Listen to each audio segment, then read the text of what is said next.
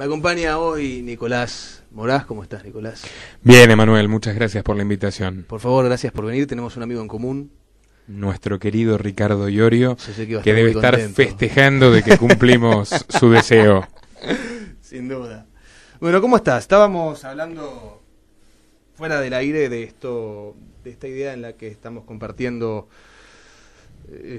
este concepto de que se han vuelto puritanos de golpe aquellos que han predicado tanto tiempo el libertinaje sexual y han cuestionado duramente a aquellos que eran más puritanos, ¿no? Es decir, uno dice, el argumento de cerrar las piernas más bien es de un retrógrado, un fanático religioso, y sin embargo hoy nos encontramos con no cosifiques, no sexualices, cancelame los concursos de belleza, sacame ese cartel de una chica fit con una cola en bikini.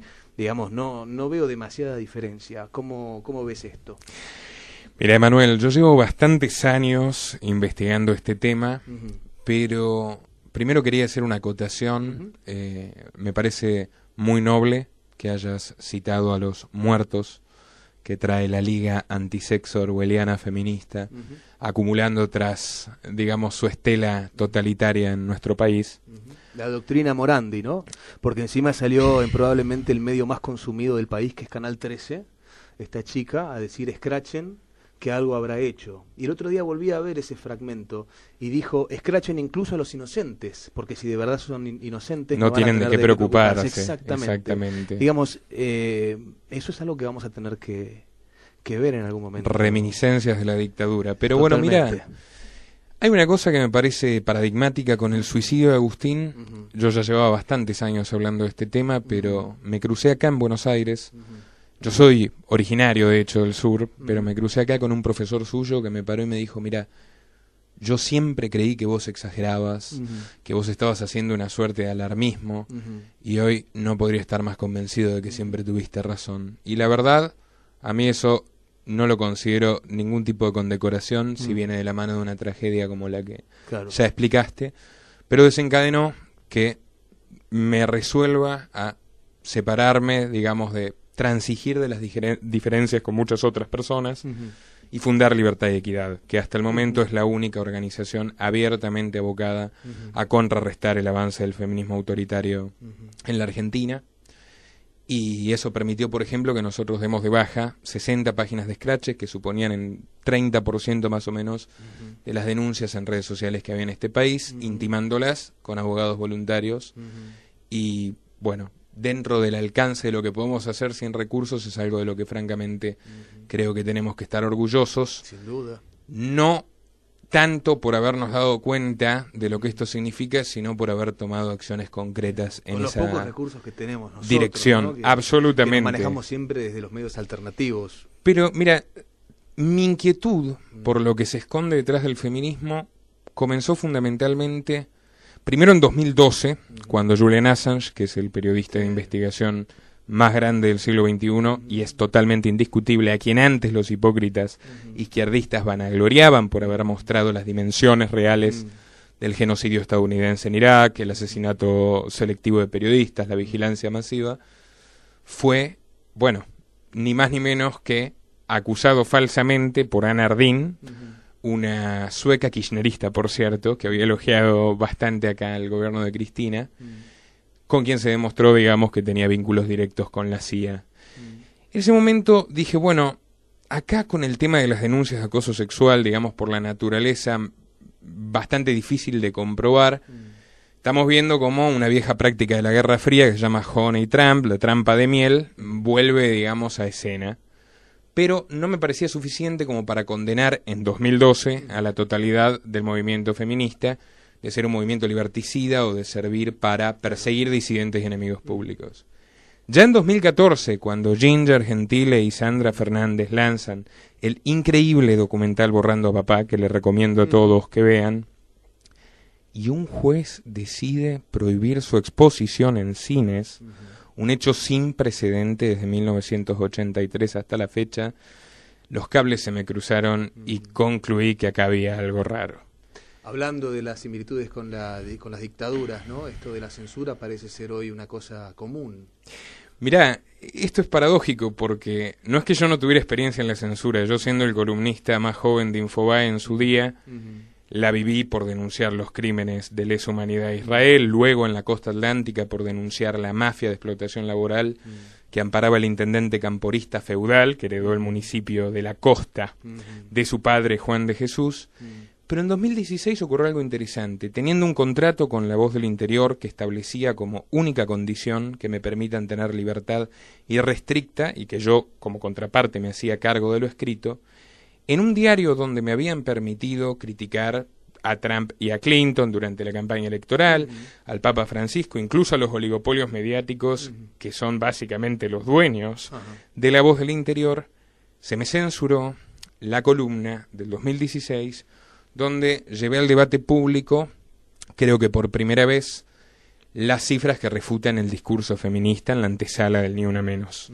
Por ejemplo, ya esto mucha gente lo sabe, pero en ese momento resultó más que polémico, que el 87% de las víctimas de homicidio en la Argentina son hombres, que lo son el 73% de los indigentes. Te voy a frenar ahí para hacer un paréntesis acá, porque acá hay algo maravilloso a nivel idiocia, ¿no? Y a nivel esta idiocracia mundial que estamos viviendo, en la que se pretende combatir a los criminales con coreografías, la letra E, pañuelitos y canciones muy extrañas. Cuando uno dice esto de la mayoría de los suicidas, de las personas en situación de calle, de los asesinados son hombres, aparece este argumento paupérrimo, pero venerado por ellos mismos. De que las mujeres son asesinadas por ser mujeres. Peor aún, porque yo creo que existe la misoginia, existe el machismo, existen mujeres que son asesinadas por ser mujeres. Lo que pasa es que nosotros toda la vida le llamamos cobardes a esos tipos. Un tipo que golpea a una mujer en nuestra época, cuando éramos chicos, no era un misógino, no era un machista, no era un femicida. Era un hijo de puta. Era un hijo de puta y un cobarde. Ahora... Y todos fuimos educados, o por lo menos la mayoría de la gente de bien fue educada en nunca, jamás, se le bajo levanta la ningún mano. concepto se le levanta la mano a una mujer. Absolutamente. Acá hay en todas las culturas, por tanto el fantasma de la cultura de la violación es una más de las mentiras que asusan los nuevos totalitarios. Es como esto de que el sistema patriarcal, el sistema en el que vivimos, avala y promueve la violación, cuando en realidad justamente nuestro sistema castiga penalmente la violación, el abuso sexual, etcétera. Pero ahora uno dice, la mayoría de las víctimas de homicidio son hombres, y sale esgrimen este argumento tan paupérrimo de decir, no, bueno, pero los hombres los matan otros hombres, ¿no? No cuenta. Es una cuestión de género. Sí, los matan otros hombres a veces, porque si vos tomás el 87%... Perdón, te voy a corregir ahí. No los matan otros hombres, los matan criminales. Por supuesto. Porque tenemos que hacer esta diferenciación entre los hombres y los criminales. Mira, Emanuel, para ir al grano y comentarle a tu audiencia un par de cosas que seguramente creo que le van a interesar. Por favor.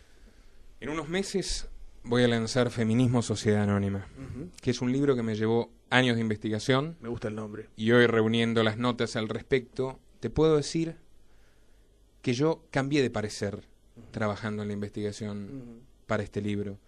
Porque en un principio albergaba la idea, como muchos, de que aquí hubo una perversión.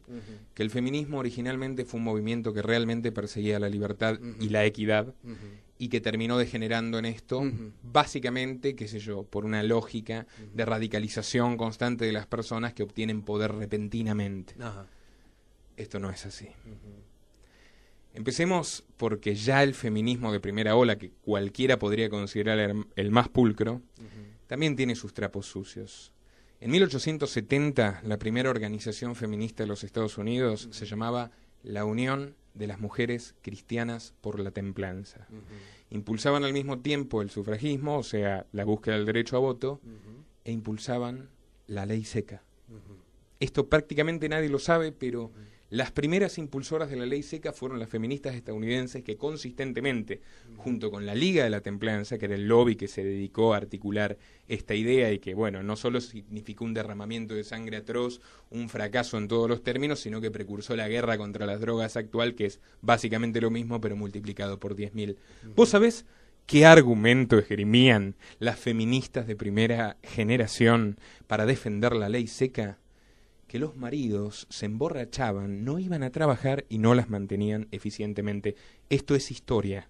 Esto está en los discursos fundacionales de la Unión de Mujeres Cristianas por la Templanza. Voltairine de Cleyre, que era una autora libertaria, por cierto, que en otros aspectos respeto mucho y es considerada una precursora del primer feminismo, escribe en Sexual Slavery, que es considerado uno de los ensayos fundacionales de este movimiento, las mujeres, 1890 si no recuerdo mal, las mujeres somos esclavas porque nuestra única alternativa a casarnos es trabajar jornadas inhumanas en las fábricas. Y yo me pregunto, si las mujeres eran esclavas porque su única alternativa para trabajar jornadas esclavas en las fábricas, partiendo de la base de que eso es cierto, es casarse y ser mantenidas por sus maridos, ¿qué queda para sus maridos, que tenían que trabajar jornadas inhumanas, mantener a las mujeres y para colmo bancarse que la retórica feminista decimonónica les diga que ni siquiera podían ir al bar a ahogar sus penas? Esa duplicidad, esa búsqueda incesante del privilegio, porque no buscan la igualdad sino el privilegio, es algo que caracterizó este movimiento durante todo el siglo XX también, y acá quiero enlazar con algo que me pareció brillante que vos planteaste al principio, que es que esto no tiene nada que ver con la izquierda ni la derecha, y nunca tuvo nada que ver con la izquierda ni la derecha. El autor más importante de la New Left, es sabido, Herbert Marcuse, no era ni más ni menos que empleado de la OSS, que era la precursora de la CIA. Esto muy pocas personas se detuvieron a reflexionar qué podía perseguir un neomarxista que asumió que ya la guerra de clases estaba obsoleta y que había que apostar por las minorías.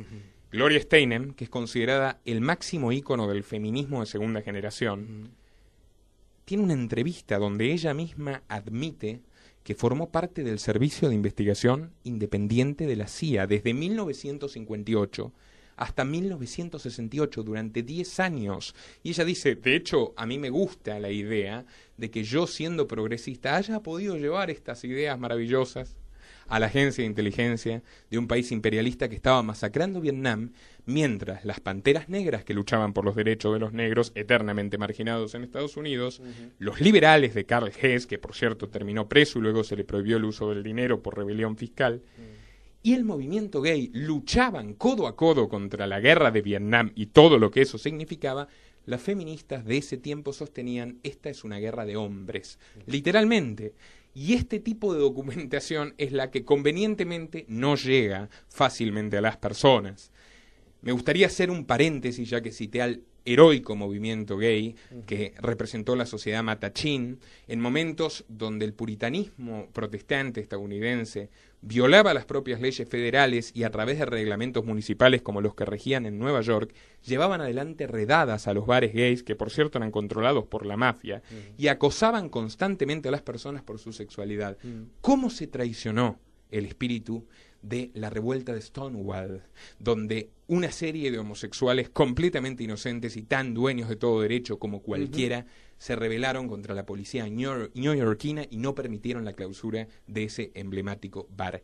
Poca gente lo sabe, pero ese es el origen de la Marcha del Orgullo Gay. ¿Y vos sabés cuál era la premisa de las primeras marchas del orgullo y de las anteriores también? Que los participantes se vestían ni más ni menos que como los legisladores que atentaban contra sus derechos, demostrando que los gays, más allá de su elección sexual, son personas comunes como cualquier otra. ¿Qué pasó para que ahora el lobby LGBT haya asumido este discurso identitario, violento, represivo y dogmático? Pasaron muchísimas cosas. ¿Qué pasó para que se pusieran la remera del Che Guevara, que administraba campos de concentración para homosexuales bajo el lema "el trabajo los hará hombres"? Exactamente. ¿Qué pasó para que levanten las banderas comunistas, que los metían en gulags, los torturaban, los mataban, al igual que a las mujeres en la Bulgaria comunista, en la Unión en Soviética, Lovech? por supuesto. Bueno, ¿qué pasó? Entre otras cosas pasó Judith Butler, la gran ideóloga del género, quien por primera vez afirma sin ninguna prueba que el género es algo distinto al sexo y comienza a partir de ello a lucrar con ese concepto. Como si las ciencias sociales y las ciencias naturales de pronto fueran lo mismo. El lema fundacional de su libro El género en disputa es convertir lo privado en un hecho político. Exacto. Y si vos pensás, esa premisa puede darse vuelta porque es lo mismo que hacía la Inquisición y absolutamente cualquier organismo reaccionario que atentara antes contra la libertad sexual, y las consecuencias no pueden ser distintas cuando empleas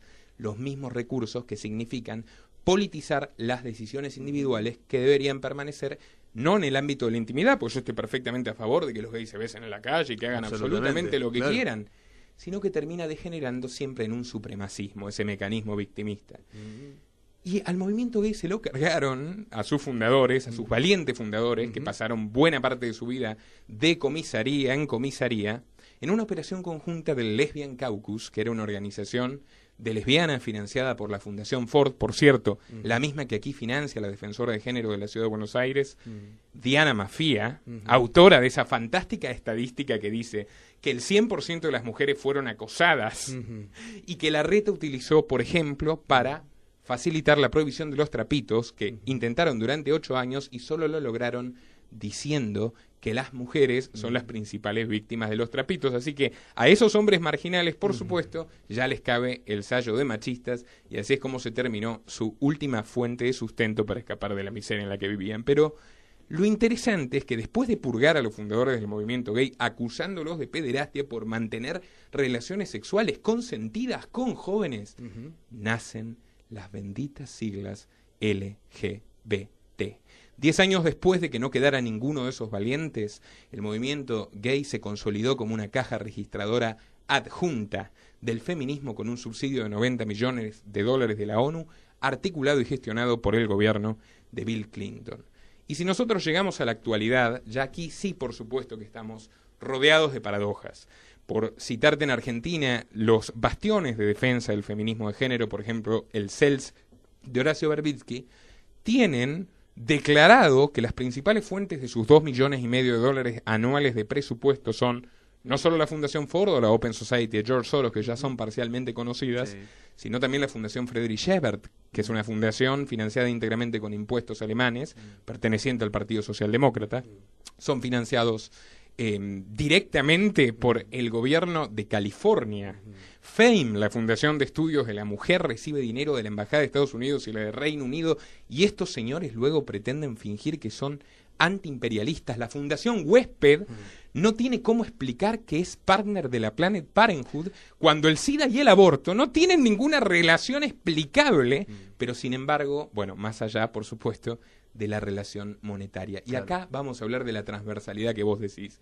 El feminismo es de izquierda. Por favor, estamos en un país donde el gobierno de Macri, al igual que el de Piñera en Chile o el de Iván Duque en Colombia, impulsaron las políticas de género más agresivas y habría que seguir cada una para darse cuenta de dónde salieron. El aborto sale después de que el pliego de condiciones del préstamo del Fondo Monetario Internacional exigió que se invierta en salud reproductiva para mujeres, que es un bello eufemismo para disfrazar la promoción estatal del aborto. No es despenalización, porque en este país no hay ninguna mujer presa, ni ningún médico preso por practicar un aborto. No, además, y tampoco es seguridad, y con esto termino, y tampoco es seguridad, porque si vos tomás la cifra que Amnistía Internacional, si querés la principal referencia de la progresía mundial, asume de abortos clandestinos 400.000 por año, y lo comparás con las muertes del año 2018, que son 43, te arroja una tasa de mortalidad más baja que la de los partos en hospital público. Sí, ¿esto qué significa? Que esta guerra contra la clandestinidad ni siquiera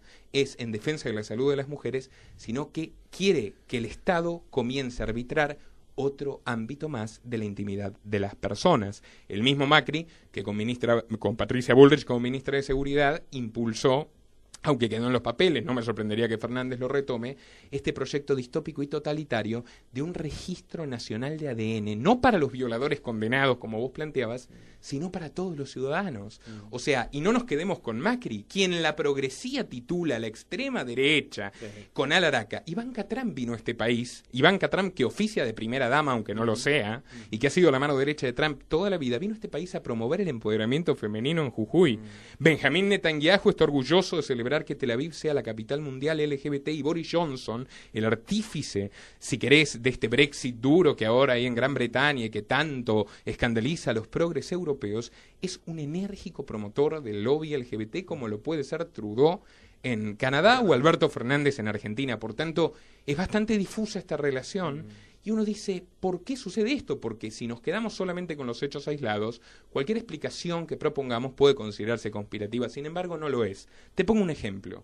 De estas grandes empresas estadounidenses, vanagloriadas por algunos que se llaman liberales, denostadas por los izquierdistas que las usan, como Uber, han utilizado esto para ganar dinero. Uber contrató al ex fiscal general de Estados Unidos, Eric Holder, para llevar adelante una razzia contra sus empleados acusados incluso por una mirada lasciva de abuso sexual y por lo tanto despedidos sin indemnización.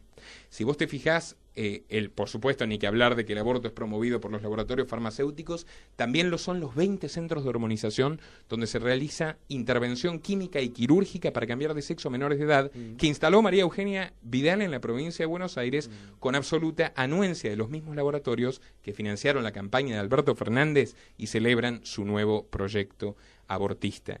Uno empieza a atar cabos y descubre, entre otras cosas, que la industria millonaria de la falsa denuncia tiene un origen mucho anterior a esta época.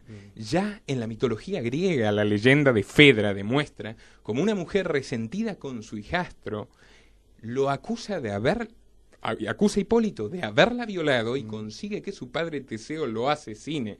O sea, es histórico que este recurso se utiliza para amedrentar a cualquiera que sea un estorbo para quien sea. Acá tenemos casos testigos, que es la Inquisición quemando a los herejes en la plaza pública, porque no lo hacían en sótanos, como la dictadura militar torturaba, no lo hacían en campos de concentración, como lo hacía Guevara en Cuba, sino que lo hacían en la plaza pública porque son casos testigos.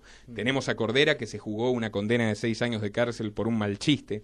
Tenemos a Aldana, que está preso por un juicio sin defensa con una fiscal que llevó el pañuelo verde, atado a la muñeca. Tenemos a Checopar, por citarte a otro espectro ideológico, a quien se le impuso desde la justicia que tenía que pasar clips feministas sin la posibilidad de contestar en su propio programa. Y así es como cualquier libertad que bajo ningún concepto se le permitiría avasallar a la derecha, al feminismo, venga de donde venga, sí se le permite. O sea, es un instrumento represivo, incluso en países supuestamente garantistas como Suecia, donde vos ya sabrás, si no hay un sí explícito, cualquier relación sexual puede ser considerada violación. El mismo país que solicitó la cárcel de Julian Assange con el fin de extraditarlo a Estados Unidos. Netflix, Disney y Warner producen el 93%, esto es una cifra real, del contenido que consumen niños y adolescentes, y firmaron un comunicado conjunto instando a todos los países donde realizan producciones a estatizar el aborto, caso contrario retirarían sus inversiones en ese país.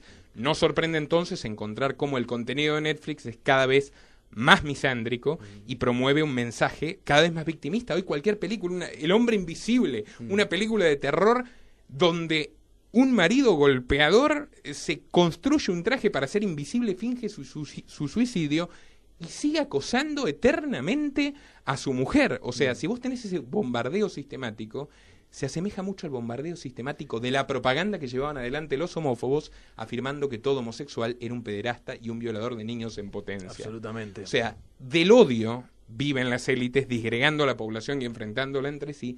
Y otra cosa que quería abordar es que normalmente cuando se habla de que el aborto, la ideología de género, persiguen la eugenesia, muchos ignorantes sostienen esto es una teoría conspirativa. No solo no es conspirativa, porque hemos llegado a una instancia donde el avance tecnológico destruye más empleos de los que crea, algo que era impensable porque antes había una tasa de recambio alta, sino que también acá hay otro costado de por qué sobra gente en el mundo, del que nadie quiere hablar, que es precisamente el estatismo hipertrófico. En una economía hiperregulada, donde ya nadie puede vender en la calle, donde es prácticamente imposible abrirse un negocio y la gente está condenada a ser empleada, asalariada, con inflaciones, con cepos, inflaciones mundiales. Aquí es muy alta, pero la del dólar también es nefasta desde que se eliminó el patrón oro. La gente es forzada a consumir compulsivamente en detrimento del ahorro y por tanto es esclava de una estructura capitalista que los progres denuncian pero potencian con este estado hipertrófico. Quienes destruyen las fuentes de empleo y de autoempleo de las personas son los principales interesados de que las personas no se reproduzcan. Vaya paradoja. Si vos revisás, por ejemplo, en España lo que ha significado la ley de violencia integral el Real Decreto contra la Violencia Integral de la Mujer del año 2004, que nosotros copiamos y nos mandaron incluso a los técnicos para formular la ley argentina del 2009, lo que han generado es que 900.000 hombres, de los cuales solamente el 6% fue sentenciado, pasen por la cárcel, y las cárceles, estimado Manuel, también son un negocio, tanto en España como en Estados Unidos, y muy pronto también lo serán aquí. este enfrentamiento de la población, esta reducción dramática de la libertad, esta brutal hipocresía, no son más que parte de la vieja historia de los opresores y los oprimidos. Por eso no me importan, como a vos, estas categorías obsoletas de izquierda y derecha. Michel Foucault, que en el Soviet de Constitución, llamada también la Facultad de Humanidades, es encumbrado sin ser entendido, ya advirtió todo esto, la microfísica del poder, el biopoder, convertir el cuerpo de las personas en un instrumento político. Si vos te detenés a analizar el fenómeno transexual, hoy el transexual es el esclavo del sistema, más esclavo que nunca, porque su presunta identidad es resumida por el movimiento LGBT a su condición sexual, exacto, al conflicto entre su sexo biológico y su autopercepción. Yo estoy totalmente a favor de que los transexuales lo sean, pero curiosamente el transexual necesita que el Estado reconozca su identidad a través de un documento, que garantice su empleo a través de una ley de cupos, que penalice la libertad de expresión del prójimo, que no quiera reconocer esa que no quiera reconocer esa autopercepción, y así, porque si no fuera a través de un Estado que ocupa el lugar del macho del pasado, no podrían llevar adelante este esquema, este modo de vida y de pensamiento único que promueve el lobby LGBT. Una de las tantas paradojas, y con esto termino, de esta contradicción constante a la cual se ha reducido estos movimientos teóricamente emancipatorios, es por ejemplo la prohibición de los vientres subrogados. O sea, el lobby LGBT quiere impedirle a las mujeres la libertad sobre su cuerpo de alquilar sus vientres para que los gays puedan tener hijos de su sangre. Ahí te fijas cómo la manía por reducir la natalidad incluso transgrede la libertad de las mujeres y de los homosexuales, al igual que la cruzada puritana contra el porno, al igual que la cruzada puritana contra la prostitución. O sea, nos estamos convirtiendo en una sociedad mucho más totalitaria que el pasado, con reminiscencias medievales en el nombre del progreso. Totalmente.